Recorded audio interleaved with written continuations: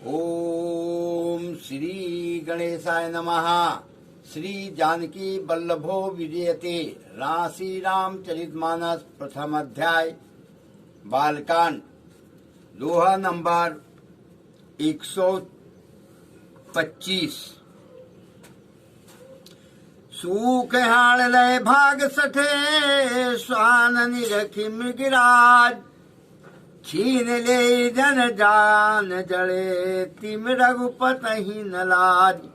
सियापति रामचंद्र शरणम तेहि आश्रम ही मदन जब गयऊ। निज माया बसंत निरमयऊ।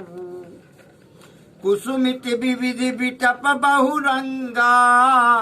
कूजहि कोकिल गूंजहि भिंगा। चली सुहावन त्रिविधि बयारी। काम किसान बढ़ावनिहारी। रंगबाजिक सुर नार नबीना। सकल समर कला प्रवीणा। करहि गान बहुतान तरंगा। बहुविध कीड़हि पानी पतंगा। देखि सहाय मदन हर्षाना। कीन्ह सिपुनि प्रपंच विधि नाना। काम कला कछु मुनि न व्यापी। निज भय डरऊ मनोभव पापी। सीमिक चापि सकई कोई तासु। बड़ रखवार रमापति जासु। सहित सहाय सभी ते अति। मानिहारि मन में गए सिजाई मुनि चरण तबे। कई सुठयारत बैन सियापति रामचंद्र शरणम। उमापति महादेव शरणम। पवन सुत हनुमान शरणम। भयउ न नारद मन कछुरोसा। कई प्रिय बचन काम परितोषा। नाई चरण सिरुयाय सुपाई। गयऊ मदन तव सहित सुहाई। मुनि सुशीलितायापनि करनी। सुरपति सभा जाई सब बरनी। सुनि सबके मन अचर जुयावा। मुनि प्रशंस हरि सिरुनावा। तब नारद गवने शिव पाही। जिता काम यह मित मन माही। मारे चरित शंकर ही सुनाए। अत प्रिय जानि महेश सिखाए। बारे बारे बिनवऊ मुन तो ही। जिमे ये कथा सुनायहु मोही।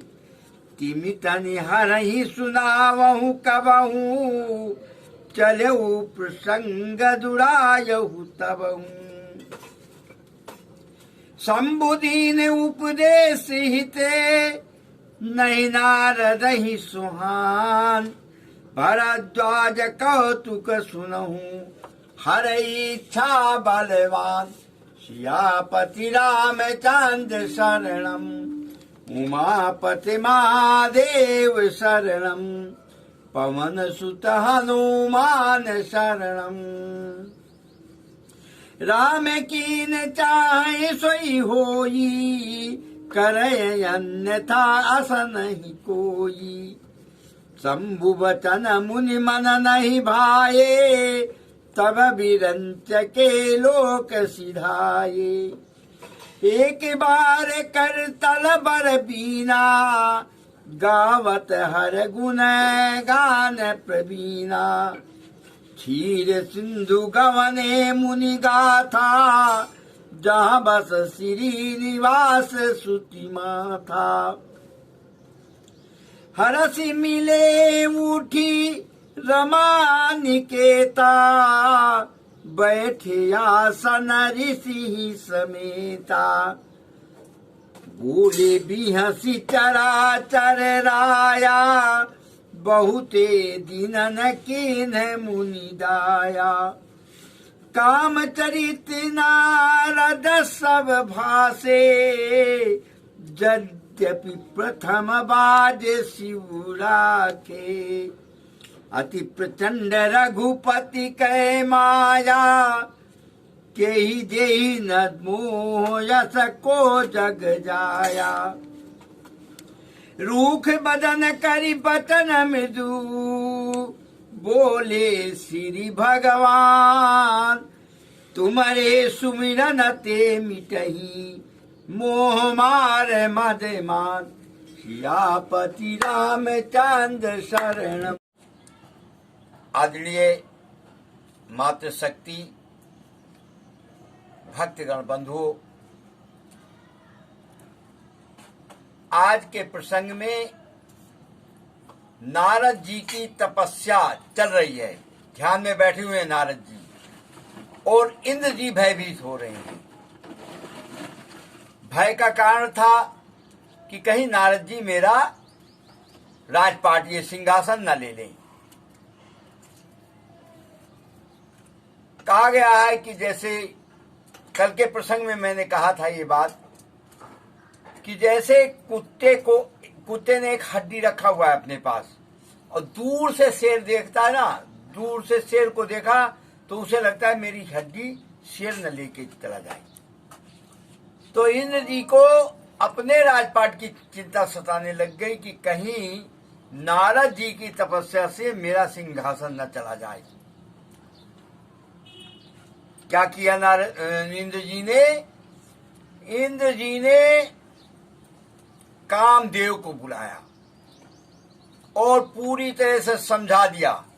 कामदेव प्रसन्न होके वहां से चल पड़े नारद जी का तपस्या भंग करने के लिए।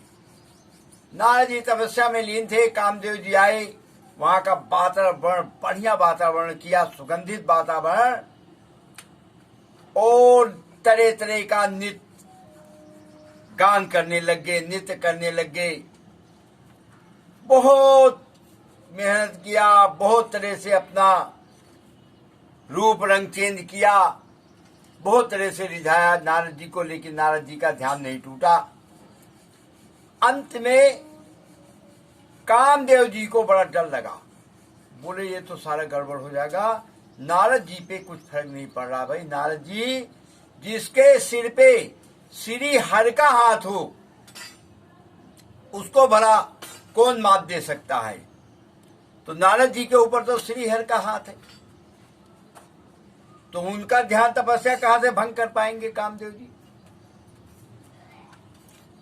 वहां से भगे कामदेव जी, नारद जी के चरणों में गिर गए। बोले हे मुनिवर, आप मेरे समस्त पापों को, दोषों को क्षमा कर दो। मैंने जो अपराध किया है वो अक्षम्य अपराध है। मुनिवर मुझे माफ कर दो, आप प्रसन्न हो जाओ।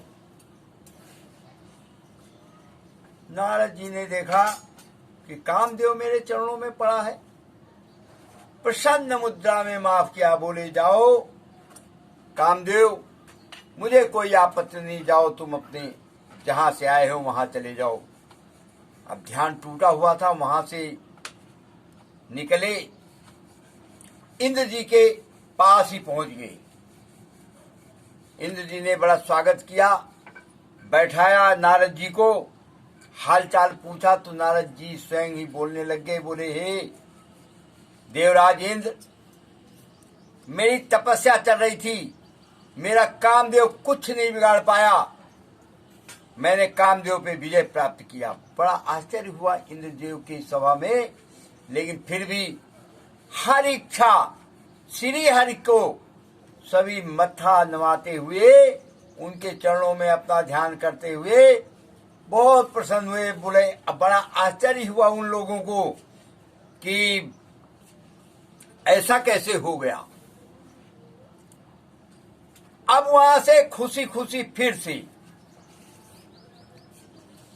पहुंच गए शंकर जी के पास। शंकर जी से बड़े प्रसन्न मुद्रा में बोले, महेश, हे शिव जी, ऐसे ऐसे हुआ, मैंने कामदेव पर विजय प्राप्त कर लिया। तो शंकर जी तो देवों के देव महादेव, शंकर जी हंसने लग गए। बोले, हे मुनिवर, भला आप में तो समस्त सभी प्रकार की शक्तियां हैं, जिसके रक्षक ही श्री हरि हो। काम, क्रोध, मद, लोभ, ये सब तो आपके पास टिक ही नहीं सकती। लेकिन एक काम और करना, हे नारद, हे मुनिवर, ये बात मुझसे तो बता दिया है, पर कहीं श्री हरि के पास मत चले जाना। अगर श्री हरि के पास चले गए तो काम खराब हो जाएगा। नारद जी को शंकर जी की वचन बड़ी बुरी लग रही थी। बोले, शंकर जी, महेश तो हमसे जलते हैं, इसलिए ऐसी भाषा का प्रयोग कर रहे हैं। कोई बात नहीं, अब अंदर तो प्रसन्नता भरी हुई है। प्रसन्न मुद्रा में कुछ बोले नहीं महेश को कि तुमने हमें ये क्या प्रवचन सुना रहे हो, कुछ नहीं कहा। यहां से उठे, अपना वीणा बजाते हुए और लक्ष्मी पत निवास जहां कर रहे हैं श्री हरि भगवान, ब्रह्मलोक में वहां ब्रह्मलोक में पहुंचते ही जब श्री हरि ने देखा कि नारद जी प्रसन्न मुद्रा सब कुछ जानते हैं, वही है वही जो राम रचि राखा। शंकर जी ने भी कहा कि वही होने वाला है तुम्हारे साथ, अब जो श्री हरि चाहते हैं। श्री हरि ने देखा, दूर से ही आए मुनिवर प्रसन्न मुद्रा में। बोले, मुनिवर आओ आओ, आज तो बहुत दिन के बाद कहाँ विचरण कर रहे हैं, आज तो बहुत दिन के बाद आपके दर्शन हुए। बोले, श्री हरि, मैंने कामदेव पर विजय प्राप्त किया। पूरा वृत्तांत, पूरा हाल कामदेव का, शंकर जी का, इंद्र जी का, सबका हाल बताया श्री हरि को। श्री हरि तो अंदर से उनका मुंह सूख रहा है, लेकिन फिर भी प्रसन्न मुद्रा में कह रहे हैं, हे नारद मुनि,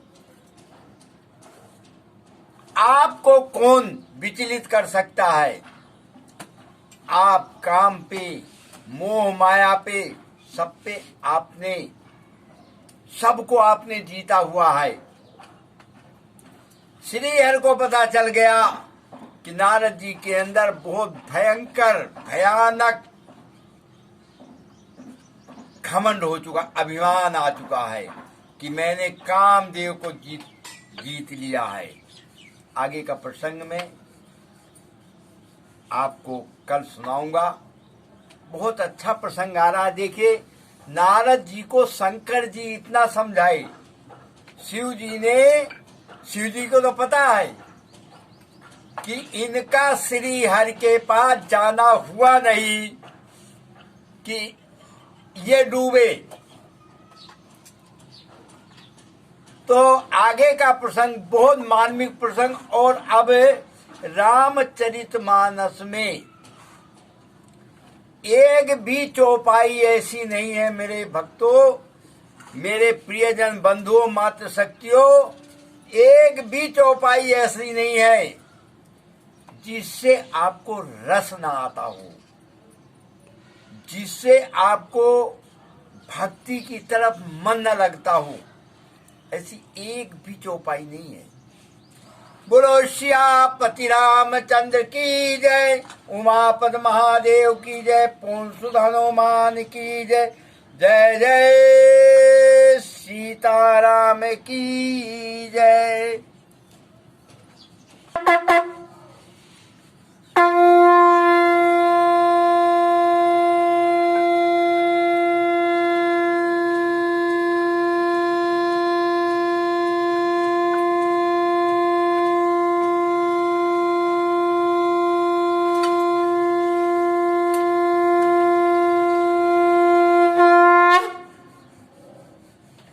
शंकर भगवान की जय।